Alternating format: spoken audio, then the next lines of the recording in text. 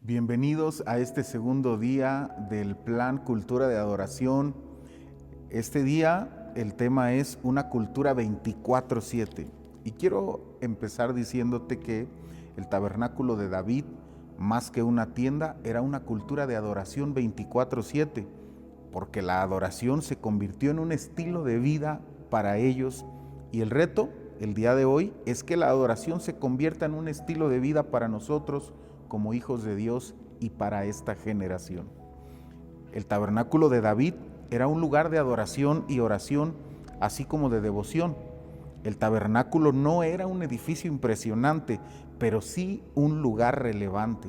Dios estaba allí por medio de la alabanza y por medio de la oración, porque eran una prioridad para David. Es decir que necesitamos hacer de la oración y la adoración una prioridad. Esa es una cultura, ese es un estilo y necesitamos fomentarlo para esta generación. El tabernáculo de David era donde Dios habitaba y se manifestaba por la prioridad de David, como lo hablamos hace un momento. Dios se revelaba o su presencia se revelaba porque era provocada por la oración y por la adoración de David. En este sentido, es que podemos entender que no había mucho protocolo, ni había liturgias, solo oración y adoración 24/7. Ahora, la presencia se provocaba con adoración y oración, pero también había música, había danza. Todo esto se vivía 24/7 en el tabernáculo. Entonces, por esta razón, Dios quiere restaurar el tabernáculo de David en estos últimos tiempos. En el Salmo 22, 1 al 3, vemos cómo se le reveló todo a David. David experimentó que en medio de crisis su adoración haría que Dios se manifestara, no su clamor. Vamos a leerlo.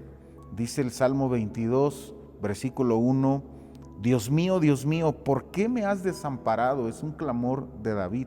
Continúa, ¿por qué estás tan lejos de mi salvación y de las palabras de mi clamor? Versículo 2, Dios mío, clamo de día y no respondes, y de noche y no hay para mí reposo.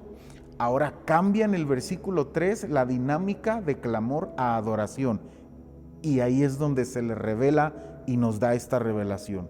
Dice lo siguiente, dice, pero tú eres santo, tú que habitas entre las alabanzas de Israel.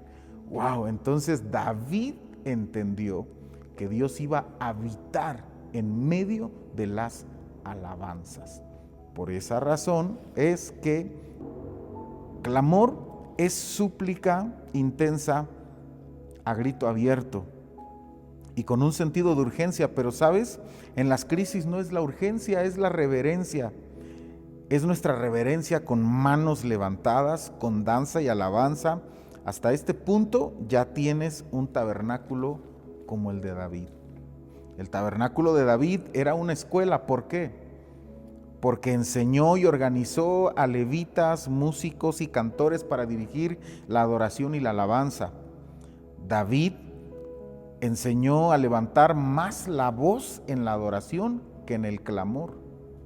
Lo podemos ver nosotros en primer libro de Crónicas, capítulo 15, versículo 16 al 22.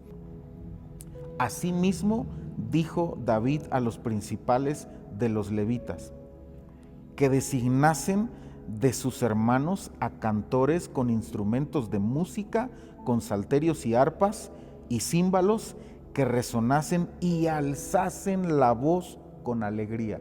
¿Te das cuenta?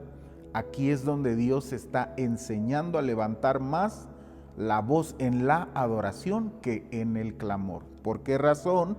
Por lo que nos reveló antes en el Salmo 22, porque se le reveló que Dios habita en medio de las alabanzas de su pueblo, de Israel. Ahora, otra función que tienen los adoradores es que son porteros. También lo vemos allí en primer libro de Crónicas, capítulo 15.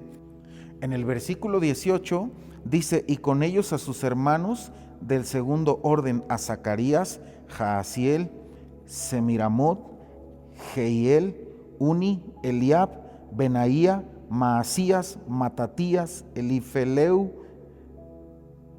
Mignías, Obed Edom y Jehiel, los porteros. O sea que toda esta lista que nos da era de los adoradores que David estaba organizando. Sin embargo, no solamente su función era ministrar o tocar y cantar, sino también eran porteros.